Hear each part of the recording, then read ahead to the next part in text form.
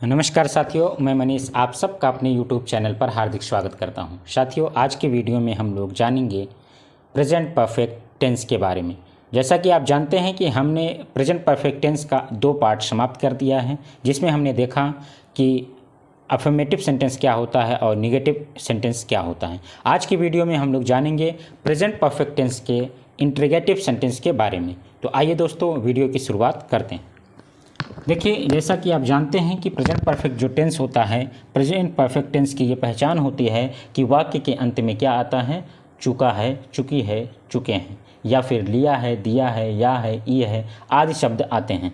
तो उसी टेंस में जो अगला सेंटेंस है वह यह है कि इंट्रोगेटिव सेंटेंस क्या होता है। यानी कि इंट्रोगेटिव सेंटेंस का मतलब हो गया कि जब कभी इसकी शुरुआत यानी इस टेंस में आने वाले सेंटेंस की शुरुआत क्या शब्द से होगी तो उसकी इंग्लिश हम लोग कैसे बनाएंगे। तो आइए दोस्तों शुरुआत करते हैं, लेकिन हम यह जान लेते हैं कि इंट्रोगेटिव सेंटेंस को बनाने के लिए जो फार्मूला होगा वह क्या होगा। तो इसका फार्मूला होता है, सबसे पहले हेल्पिंग वर्ब लिखेंगे, और जैसा कि आप जानते हैं कि प्रेजेंट परफेक्ट टेंस की हेल्पिंग वर्ब होती है हैज़ या हैव। तो हैज़ या हैव हेल्पिंग वर्ब लगाया, इसके बाद हमने क्या लिखा, सब्जेक्ट लिखा, और सब्जेक्ट के बाद हमें क्या लिखना है, अगर निगेटिव है तो क्या लिखना है, नॉट लिखना है, निगेटिव है तो नॉट लिखना है। और अगला स्टेप होगा हमारा वर्ब की थर्ड फॉर्म आप दी वर्ब का प्रयोग करेंगे, और उसके बाद क्या लिख देंगे, अदर वर्ड लिख करके लास्ट में क्या लगाएंगे, क्वेश्चन मार्क लगाएंगे। क्यों लगाएंगे, क्योंकि हम लोग पढ़ ही रहे हैं इंट्रोगेटिव सेंटेंस यानी प्रश्नवाचक वाक्य। तो हमें क्या लगाना है, यहाँ पे प्रश्नवाचक चिन्ह लगाना है। ठीक है साथियों, तो आइए हम लोग इसके सेंटेंस को देखते हैं कि प्रेजेंट परफेक्ट टेंस के इंट्रोगेटिव सेंटेंस में आने वाले सेंटेंस कैसे होते हैं और उसे हम लोग कैसे कन्वर्ट करेंगे। तो साथियों, सबसे पहला एग्जाम्पल हम लोग देखते हैं। पहला एग्जाम्पल है, क्या तुम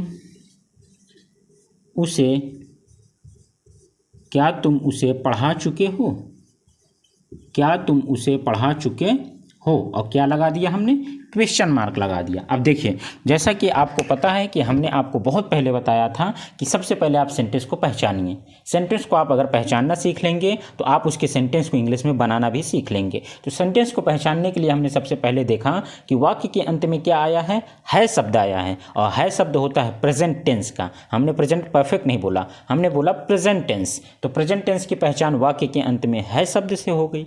अगर पूछा जाए कि प्रेजेंट टेंस में भी जो 4 सब टेंस हैं उसमें से ये प्रेजेंट टेंस का कौन सा प्रेजेंट टेंस है, तो प्रेजेंट टेंस में हमने देखा कि चुका है आया, यानी चुके हैं, लिया है, दिया है, इस तरह का जो सेंटेंस वाक्य आ रहा है तो इससे पता चलता है ये कौन सा टेंस है, प्रेजेंट परफेक्ट टेंस है। ठीक है, आपने सेंटेंस को पहचान लिया। इसके बाद आते हैं, हम देखते हैं यहाँ पे सेंटेंस की शुरुआत किससे हो रही है, तो क्या शब्द से हो रही है। जो क्या शब्द है यही क्या है, इंट्रोगेटिव सेंटेंस है। ये सवाल पूछ रहा है, क्या तुम उसे पढ़ा चुके हो, सवाल किया जा रहा है। तो इससे सेंटेंस हम लोग कैसे बनाएंगे, तो यहाँ पे हमें लिखना है हेल्पिंग वर्ब, और हेल्पिंग वर्ब लिखने के लिए हमें सब्जेक्ट देखना पड़ेगा। सब्जेक्ट हमने देखा तुम यानी यू, और यू क्या होता है इंग्लिश में, प्लूरल नंबर होता है, बहुवचन होता है। तो बहुवचन के साथ हेल्पिंग वर्ब क्या लगेगी, जैसा कि आप जानते हैं कि बहुवचन के साथ हेल्पिंग वर्ब हैव का प्रयोग होगा। किसका प्रयोग होगा, हैव का प्रयोग होगा। तो हम लोग यहाँ पे क्या लिख देंगे, हैव लिख देंगे, और इसके बाद हमें क्या लिखना है, सब्जेक्ट लिखना है।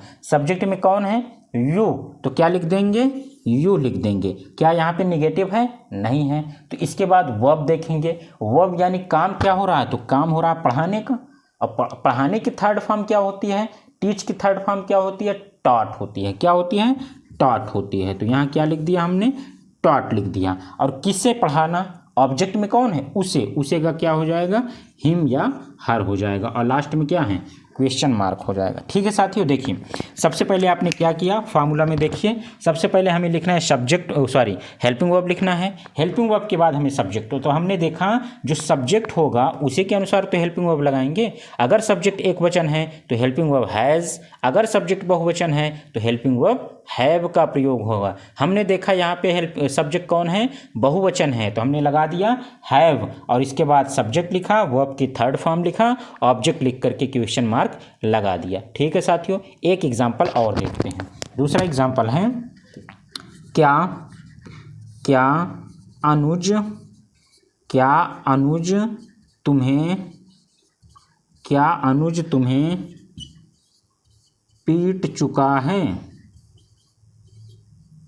क्या अनुज तुम्हें पीट चुका है? सवाल किया जा रहा है, क्या अनुज तुम्हें पीट चुका है? तो क्या कि इंग्लिश हमें लिखना है हेल्पिंग वर्ब यहाँ पे, और हेल्पिंग वर्ब देखने के लिए सब्जेक्ट देखना पड़ेगा। सब्जेक्ट में देखा नाम है किसी का, और नाम जो होता है वो सिंगुलर नंबर होता है। सिंगुलर नंबर के साथ, जैसा कि आप जानते हैं, प्रेजेंट परफेक्ट टेंस में सिंगुलर नंबर के साथ हैज़ का प्रयोग होता है। किसका प्रयोग होता है? हैज़ का। और इसके बाद सब्जेक्ट में कौन है? अनुज है, तो क्या लिख दिया? हैज़ अनुज। और इसके बाद हमें वर्ब की थर्ड फॉर्म लिखना है, बीट। क्या होती है? बीट। और बीट का third form beaten. Has Anuj beaten. और किसको? ऑब्जेक्ट में कौन है? यू है। ऑब्जेक्ट में यू है, तो यहाँ हमने क्या लिख दिया? यू लिख दिया, और लास्ट में क्वेश्चन मार्क लगा दिया। एक एग्जाम्पल हम लोग इंट्रोगेटिव निगेटिव का देखते हैं, ठीक है साथियों। इसके बाद हम लोग देखेंगे इंट्रोगेटिव के साथ निगेटिव सेंटेंस आता है, तो उसे कैसे बनाते हैं। कुछ नहीं करना है, केवल नॉट का प्रयोग करना है। लेकिन एक एग्जाम्पल हम लोग देख लेते हैं। देखिए, जैसा कि आप जानते हैं कि हमें क्या लिखना है? तीसरा एग्जाम्पल लिखना है, ठीक है साथियों। और तीसरा एग्जाम्पल क्या होगा? क्या पिताजी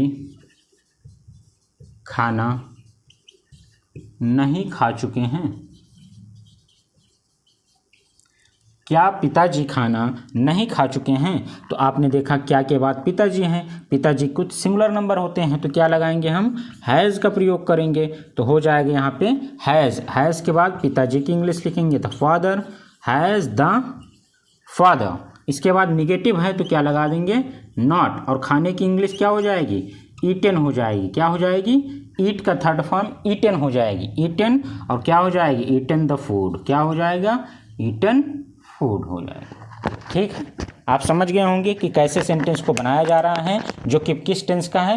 प्रेजेंट परफेक्ट टेंस के किस सेंटेंस का? इंट्रोगेटिव सेंटेंस का है। यानी इंट्रोगेटिव का पार्ट ए है, इसके बाद हम लोग पार्ट बी पढ़ेंगे, जिसमें क्या आता है? जो क्वेश्चन वर्ड है, अब ये बीच में आएगा। अभी तक कहाँ आ रहा था? सबसे पहले आ रहा था क्या क्या क्या। अब सवाल आएगा बीच में, क्या, क्यों, कब, कहाँ, कौन, किसको, है ना। इस तरह के जो सेंटेंस आएंगे, जो वर्ड आएंगे, इन वर्ड की इंग्लिश हमें सबसे पहले लिखनी है, और इसके बाद हेल्पिंग वर्ब लगा करके फिर आगे का सेंटेंस बना देना है। ठीक है साथियों, तो आइए हम लोग अगले सेंटेंस की तरफ चलते हैं।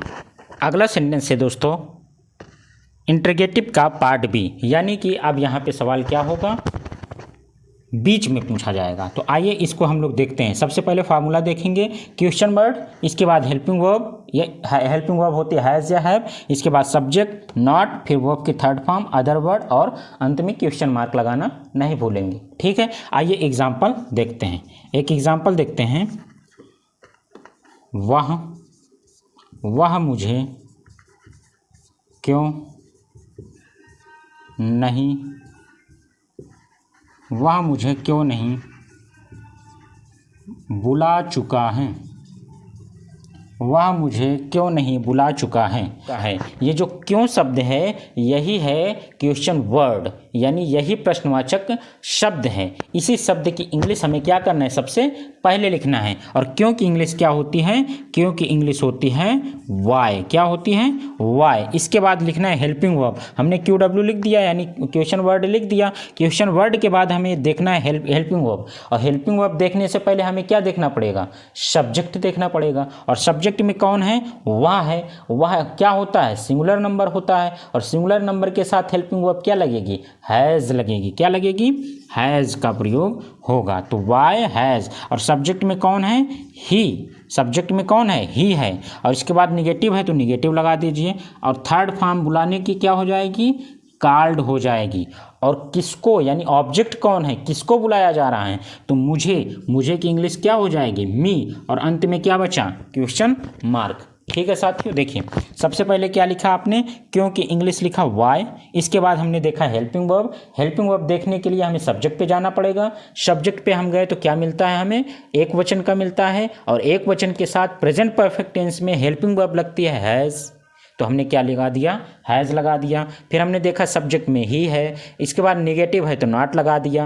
वर्ब यहाँ पे क्या है, बुलाना, और बुलाने की तीसरी फॉर्म क्या हो जाएगी, काल का काल्ड हो जाएगा। और काल्ड के बाद किसको बुलाने की बात कर रहे हैं, मुझे, तो मुझे की इंग्लिश क्या हो जाएगी, मी हो जाएगी। और अंत में क्या लगा देंगे, क्वेश्चन मार्क लगा देंगे। बात समझ में आ गई होगी कैसे आप सेंटेंस को बना रहे हैं। अगला एग्जाम्पल है, मैंने खाना क्यों नहीं पकाया है। क्या चीज़, मैंने खाना क्यों नहीं पकाया है, और अंत में क्या, क्वेश्चन मार्क। देखिए या है, ई है, ये भी उसी टेंस का है, प्रेजेंट परफेक्ट टेंस का। इस वजह से केवल यही आप मत समझिए कि चुका आएगा तभी होगा, या है तब भी यही टेंस होगा। तो मैंने खाना क्यों नहीं पकाया है, तो सबसे पहले हमें क्या मिल गया, क्वेश्चन वर्ड मिल गया, प्रश्नवाचक शब्द मिल गया। इंग्लिश इसकी हम लोग क्या करेंगे, सबसे पहले लिख देंगे, और क्या हो जाएगी, वही वाई हो जाएगी। क्या हो जाएगी, वाई, क्या हो जाएगी, वाई। और इसके बाद हमने देखा मैंने मतलब आई तो यहाँ इंग्लिश में क्या होता है, प्लूरल नंबर, तो क्या लगाएंगे, हैव लगाएंगे। हेल्पिंग वर्ब क्या हो जाएगी, हैव। और इसके बाद सब्जेक्ट में कौन है, आई, और इसके बाद नेगेटिव है तो क्या लगा देंगे, नॉट का प्रयोग कर देंगे। और अगला है यहाँ पकाने की इंग्लिश क्या हो जाएगी, कुक, और थर्ड फॉर्म कुक्ड, और क्या चीज़, cooked the food, cooked the food. और अंत में क्या लगाएंगे, क्वेश्चन मार्क का प्रयोग कर देंगे। ठीक है साथियों, अगला एग्जाम्पल है, किसान खेत कब जा चुका है, कब जा चुका है। तो अगला सेंटेंस हो जाएगा आपका, किसान खेत कब जा चुका है। तो यहाँ पे आप देखिए सवाल किया जा रहा है कब जा चुका है, तो यही जो सवाल हो रहा है वही क्या है, क्वेश्चन वर्ड है। तो हमें सबसे पहले कब की इंग्लिश लिखनी है, और कब की इंग्लिश क्या होती है, व्हेन होती है। क्या होती है दोस्तों, व्हेन होती है। तो सबसे पहले हमने व्हेन लिख दिया। उसके बाद हमने देखा कि सब्जेक्ट में कौन है, सब्जेक्ट में हमें मिल गया किसान, और किसान अगर मिला है तो किसान यहाँ पे सिंगुलर नंबर है, तो सिंगुलर नंबर के साथ हेल्पिंग वर्ब क्या लगेगी, हैज़ लगेगी। क्या लगेगी, हैज़ का प्रयोग करेंगे। और इसके बाद हम लोग सब्जेक्ट लिख देंगे, सब्जेक्ट में द फार्मर, क्या लिख देंगे, द फार्मर। इसके बाद हमें क्या लिखना है, निगेटिव सेंटेंस है ही नहीं यहाँ पे निगेटिव, तो मेन वर्ब लिखना है। और मेन वर्ब यहाँ पे क्या है, जाना, जाना यानी गो की थर्ड फॉर्म गॉन हो जाएगी। क्या हो जाएगी, गॉन, गॉन। कहाँ जाने की बात कर रहा है, gone the field, gone the field. और यहाँ पे क्या लगा देंगे, क्वेश्चन मार्क का प्रयोग कर देंगे। सबसे पहले हमने क्वेश्चन वर्ड लिखा व्हेन, फिर subject helping verb has, the farmer gone the field, किसान खेत कब जा चुका है।